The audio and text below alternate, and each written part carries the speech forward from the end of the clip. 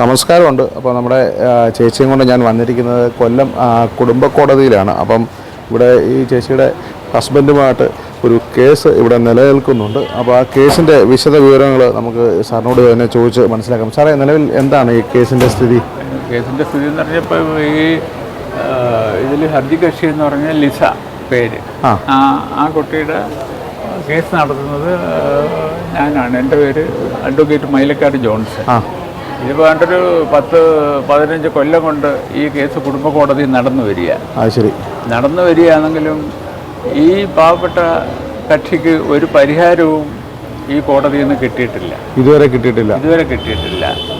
Case നടക്കുന്നതെന്ന് പറഞ്ഞാൽ ഒന്ന്, ഭർത്താവിൻ്റെ പീഡനം സഹിക്കുക വയ്യാതെ ഭർത്താവിനെതിരായിട്ട് വിവാഹം ഒഴിയുന്നതിന് കുടുംബ കോടതി കേസ് കൊടുത്തു. ആ കേസ് കോടതി വിവാഹം ഒഴിഞ്ഞു തന്നു. പിന്നീട് 3 കുട്ടികളുണ്ട്. 3 കുട്ടികളും രോഗബാധിതരും അനാഥശാലകളിൽ താമസിച്ച് വളരുന്നവരുമാണ്. അവർക്ക് ചെലവിന് കിട്ടുന്നതിനും ഈ ലിസയ്ക്ക് ചെലവിന് കിട്ടുന്നതിനും ഭർത്താവിന് എതിരായിട്ട് കുടുംബ കോടതി കേസ് കൊടുത്ത് കേസ് വിധിയായിട്ടുണ്ട്. വിധിയായെങ്കിലും ഒരു പൈസയും ഈ ലിസയ്ക്ക് ഭർത്താവിൽ നിന്ന് കൊച്ചുങ്ങൾക്കോ ലിസയ്ക്കോ കിട്ടിയിട്ടില്ല. ഈ കുട്ടികളുടെ അവസ്ഥയൊക്കെ ഒരു മൂത്ത കുട്ടി എന്ന് പറയുന്നപ്പം ഓട്ടിസം ബാധിച്ചൊരു കുട്ടിയാണ്. മറ്റ് 2 പേരെ നോക്കാനുള്ള ത്രാണി ലിസ ചേച്ചിക്ക് ഇല്ല. അപ്പം ക്യാൻസർ ബാധിതയായിട്ട് ഓപ്പറേഷനും കാര്യങ്ങളൊക്കെ കഴിഞ്ഞ് സ്വന്തമായിട്ട് ഒന്ന് നടക്കാൻ പോലും പറ്റാത്തൊരവസ്ഥയാണ്. അപ്പം ഇത് പിന്നീട് ഇടയ്ക്ക് വെച്ച് കുവൈറ്റിലെ വയസ്സായ ആളുകളാണ് നോക്കുന്നതിന് കെയർടേക്കർ ജോലിക്ക് പോയിരുന്നു. ആ കെയർടേക്കർ ജോലിക്ക് പോയി കിട്ടുന്ന ശമ്പളം വീട്ടിൽ അയച്ചു കൊടുക്കും. അന്ന് ഈ ലിസയുടെ അമ്മയ്ക്കും അവർക്കെല്ലാം വലിയ സന്തോഷമായിരുന്നു. ഈ പൈസ ചിലവാക്കുകയും അവരുടെ സ്വന്തം ആവശ്യങ്ങൾക്ക് ഉപയോഗിക്കുകയൊക്കെ ചെയ്യും. ലിസയ്ക്ക് വരുമാനം നഷ്ടപ്പെട്ട് രോഗിയായി തിരിച്ചു വന്നപ്പം ഈ ഗൾഫിൽ വെച്ചാണ് ഈ അസുഖം പിടിപെടുന്നതല്ലേ? ഗൾഫിൽ വെച്ചാണ് ഇതിന് അസുഖം പിടിപെടുന്നത്. ക്യാൻസർ രോഗം ബാധിച്ച് അങ്ങനെ ജോലി നഷ്ടപ്പെട്ട് തിരികെ വന്നപ്പം ക്യാൻസറിൻ്റെ അസുഖം ചികിത്സിക്കണം, ഓപ്പറേഷൻ ചെയ്യണം. ഇതിനൊന്നിനും പൈസയില്ല. പിന്നെ സർക്കാരിൻ്റെയൊക്കെ സഹായത്തോടെ ഓപ്പറേഷൻ ചെയ്ത് ഇവരെ അമ്മയുടെ കൂടെ വന്ന് താമസമായി. പക്ഷേ അമ്മ ഒരു ദിവസം പോലും ഇവരെ അവിടെ ജീവിക്കാൻ അനുവദിക്കത്തില്ല. കാര്യം ഇവരുടെ കയ്യിൽ വരുമാനം ഇല്ലാത്തത് കൊണ്ടേ. അങ്ങനെ ആ വീട്ടിൽ നിന്ന് ഈ ലിസയെ അമ്മ അടിച്ച് പുറത്താക്കി.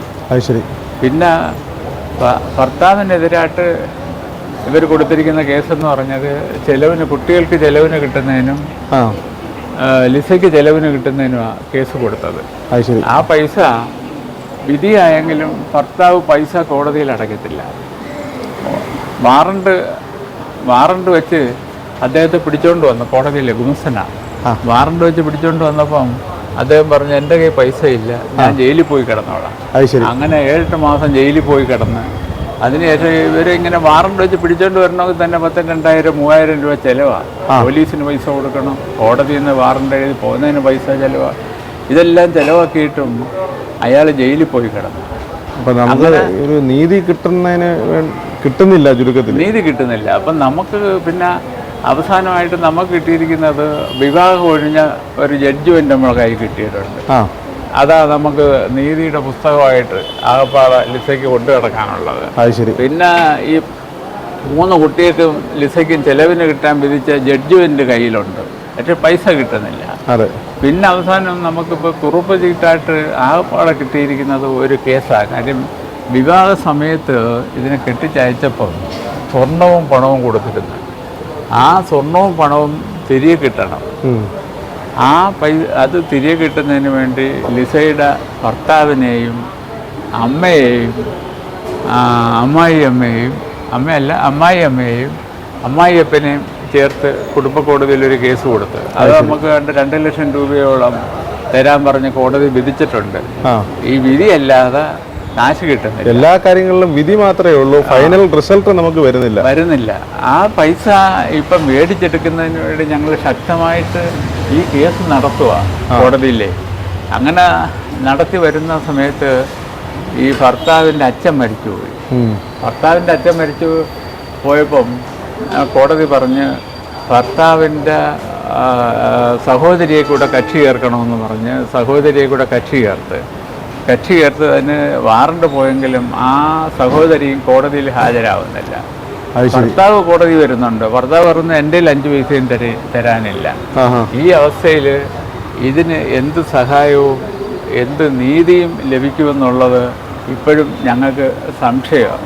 കോടതിയിൽ പോകുന്നതിനും വരുന്നതിനും എല്ലാം പൈസ ചെലവാണ്. അതിനൊന്നിനും ഞാനൊരു കാര്യം ചോദിക്കട്ടെ, സാറിന് വക്കീൽ ഫീസെങ്കിലും തരാൻ ഈ ചേച്ചിയുടെ പൈസ ഉണ്ടോ? വക്കീൽ ഫീസ് ഞങ്ങൾ ചോദിക്കാറില്ല. കാര്യം ചേച്ചിയുടെ അവസ്ഥ മനസ്സിലാക്കിയിട്ട് നമ്മൾ ചോദിക്കാറില്ല. ഞങ്ങളത് പറയും കോടതിയിൽ നിന്ന് ഈ കാശ് കിട്ടുന്ന സമയത്ത് തരാം, അപ്പൊ കിട്ടുമ്പം തരട്ടെ എന്നുള്ള ഒരു ഇതിൽ ഞങ്ങൾ ഇതുപോലെ പാവപ്പെട്ടവരൊക്കെ വന്നാലേ നമ്മുടെ ഈ കോടതി നടപടികളൊക്കെ നിലവിൽ അതിന്റെ കാര്യങ്ങളൊക്കെ സാറ് സ്വന്തം കയ്യിൽ നിന്ന് പൈസ ഇട്ടാ ചെയ്യുന്നത്? അങ്ങനെ ഇട്ടാ ചെയ്യുന്നത്. ഇപ്പൊ ഈ സഹോദരിയെ കക്ഷി ചേർക്കണമെന്ന് പറഞ്ഞാൽ അതിനെ ഓരോ അവധിക്കും ഇവിടെ കോടതിയിൽ വാറണ്ട് എഴുതി കൊണ്ടുവരണമെങ്കിലും 600-700 രൂപ ചെലവാണ്. പിന്നെ കോടതിയിൽ പോകണമെങ്കിൽ തന്നെ ഒരു ദിവസമേ ചെലവ് മാത്രം 250-300 രൂപ വരും. വരുന്നതിനും പോകുന്നതും എല്ലാം കൂടെ. അതിനും ഉള്ള സാമ്പത്തിക ശേഷി മുടക്കുന്നതിന് ഈ ലിസയ്ക്ക് കയ്യിലില്ല. അങ്ങനെ എല്ലാ രീതിയിലും സ്വന്തമായിട്ട് ജോലി ചെയ്യാനൊരു കഴിവില്ല. രോഗം വന്ന് ഓപ്പറേഷൻ ചെയ്ത് ഇപ്പം കെയർ ടേക്കറായിട്ടൊക്കെ മുമ്പ് ജോലി ചെയ്യുമായിരുന്നു. ഇപ്പം കെയർ ടേക്കറായിട്ട് ഈ അവസ്ഥയിൽ ചെന്നാൽ ആരും ജോലിക്ക് നിർത്തത്തില്ല. ഇദ്ദേഹത്തിനെ കെയർ ചെയ്യാൻ മറ്റൊരാളുടെ അവസ്ഥ വേണ്ടി വരിക. അങ്ങനെ എല്ലാ രീതിയിലും ഈ വരുമാനം നഷ്ടപ്പെട്ട് വിഷമിച്ച് നിൽക്കുന്ന ഒരു സ്റ്റേജിലാണ് ഈ ലിസയുടെ ഇപ്പോഴത്തെ അവസ്ഥ. ഏതെങ്കിലും ഒരു അന്യ ആൾക്കാരുടെ പരസഹായം കൂടാതെ അതിന് മുമ്പോട്ട് പോകാൻ പറ്റും. തീർച്ചയായിട്ടും നമ്മുടെ ഈ വീഡിയോ കാണുന്ന ആരെങ്കിലും ഈ ഒരു ചേച്ചിയെ ഒന്ന് സഹായിച്ച്, ഇപ്പം നിലവിൽ നമുക്കൊരു ആവശ്യം എന്ന് പറയുന്നത് ചേച്ചിക്ക് എങ്ങോട്ടും ഇല്ല, കയറിപ്പോകാനൊരു സ്ഥലമില്ല. അപ്പം ഞാൻ തന്നെ ഈ ചേച്ചിയുടെ അവസ്ഥ ഒന്ന് പൊതുജനങ്ങളിലേക്ക് എത്തിക്കാൻ വേണ്ടിയിട്ടൊരു വാർത്ത ചെയ്യാൻ ചെന്നതാണ്.